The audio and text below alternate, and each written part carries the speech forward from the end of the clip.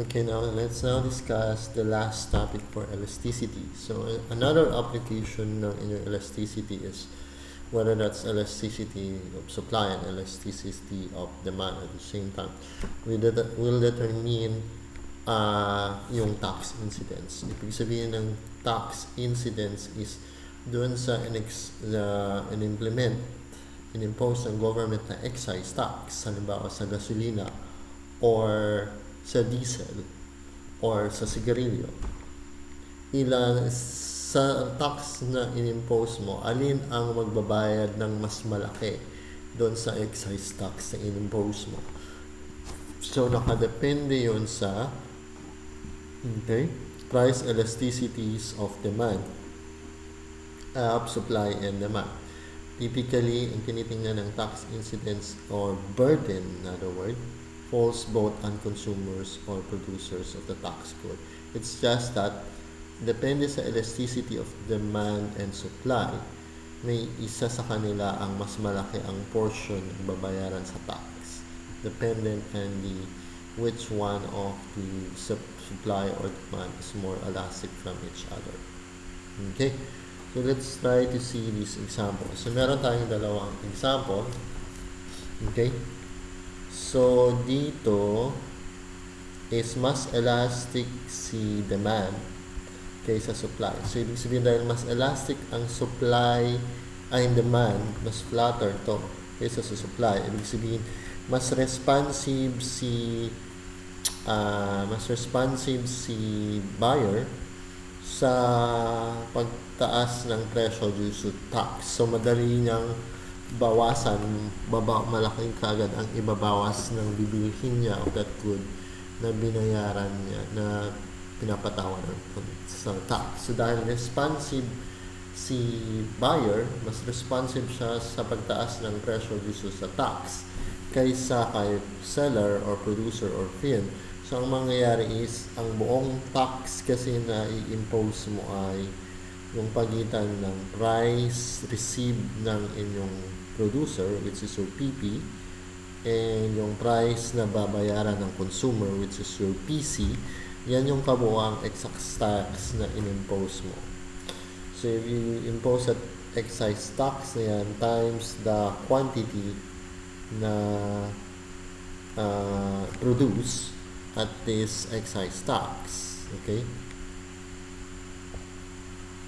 is that makikita nyo sa buong square na to na yung ang maghahati sa ano ang babayaran sa excise tax ni consumer at ni producer ay yung PE na to, which is your equilibrium price. So yung pagitan ng PC at saka PE, yan yung babayaran ni buyer ng excise tax.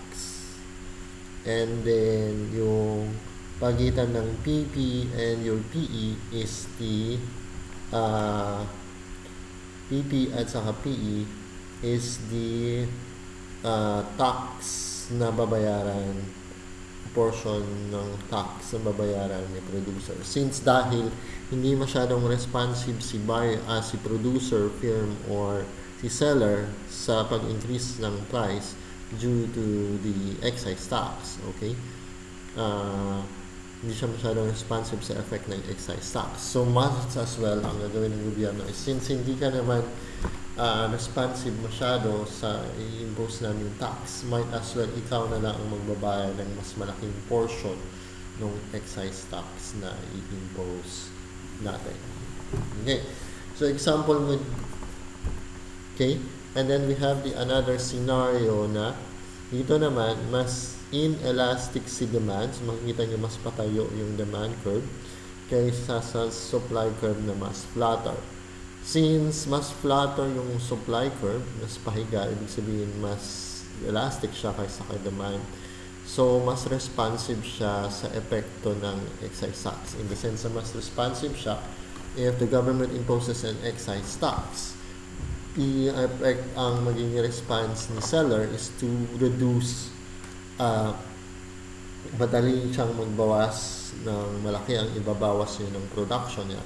Since hindi masyadong responsive si buyer might as well, ang gagawin ng gobyerno is a larger portion of the tax na i-impose mo from PE, PB to PC is babayaran ni consumer. So, yung babayaran ni consumer na tax ay out of the total excise tax na PB to PC is from PE, equilibrium price to PC. And then, dahil mas responsive si supplier, mabilis siyang mag-react na magbaba ng production niya pag nag-impose ng excise tax. Okay, mas kaunti yung babayaran niya out of the excise tax. So, example niya dito is yung smoker.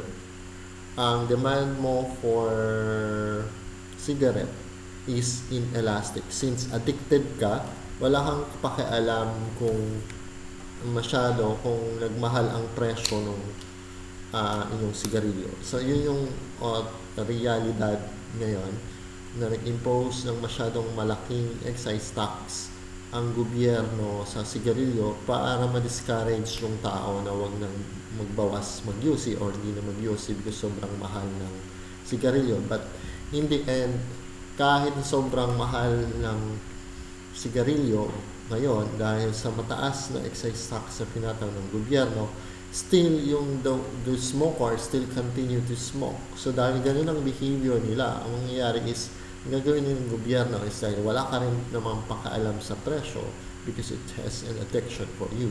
And might as well, yung mas malaking portion ng excise tax, ikaw ang magbabayad, which is yung PE to PC.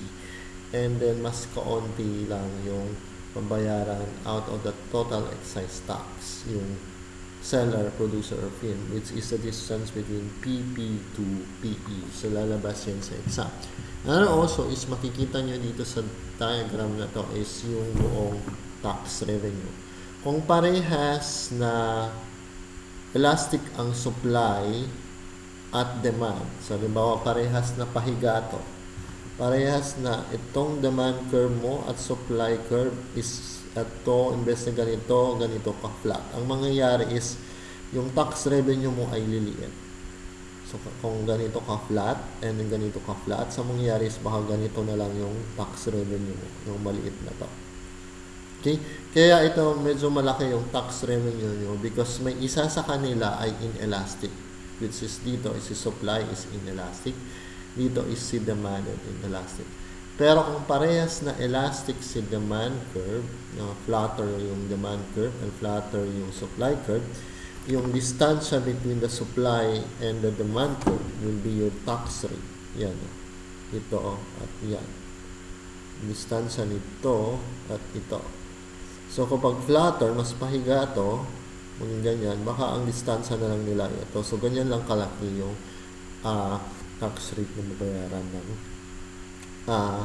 both the seller and the buyer. Okay? So, bakit mas mababa ang tax rate na makukolekta niya o tax revenue na ma-earn ng gobyerno pag parehas silang flat, yung mas pahiga yung supply curve and demand curve or mas elastic yung demand curve mo and supply curve at the same time? Because pag elastic parehas yung supply and demand, pag nag-impose siya ng excise tax, parehas na behavior is malaki kaagad ang unti ng bibilhin ni buyer at malaki kaagad ang ibabawas ng production ni seller. So, magiging effective lang yung excise tax mo na makaka-earn ng gobyerno ng mas laking revenue from taxes kung isa sa kanila ay inelastic. Either inelastic yung supply or inelastic yung demand. So, hanggang dito yung inyong exam. So, kasama sa exam is kailan mas mataas ang babayaran sa excise tax sa buong excise tax si consumer. Kailan naman mas mataas ang babayaran out of the excise tax si seller kaysa kay buyer or consumer. So, nakadepende sa sino sa kanilang dalawa ang mas inelastic. And then, pagdating sa tax revenue, mas malaki ang tax revenue mo kung isa sa kanila ay inelastic ang demand o yung isa ay inelastic ang supply. Kapag parehas sila na elastic ang supply at elastic din yung demand, konti lang ang kitain ng gobyerno sa tax revenue. So usually, ini-impose lang ng gobyerno yung excise tax sa mga produkto na may inelastic ang demand or inelastic ang supply para mas kumita siya ng mas malaking tax revenue. So it doesn't, hindi siya advisable na mag-impose ka ng excise tax kung ang elasticity of supply and elasticity of demand ng product ay parehas siyang elastic. Okay? Dahil hindi siya mag-earn ng malaking excise tax sa ganun situation. Okay, so ang exam nyo is hanggang dito. So ang i-review nyo is mula supply-demand, applications ng supply and demand, and elasticity. So medyo mahaba-haba yung topic, but babalansihin ko na lang ang items ay siguro mga 75 items. So 75 times 2, so dapat 150 points para tig 25 points per module. Okay, 25 items pala. Para hindi naman kayo masyadong mahabaan kung gagawin ko siyang 100 items times 2, so that 200 points. Okay? Magbibigay ako ng tips sa group chat ko ano yung mga posibleng lalabas or ano yung dapat nyo aaralin. Thank you.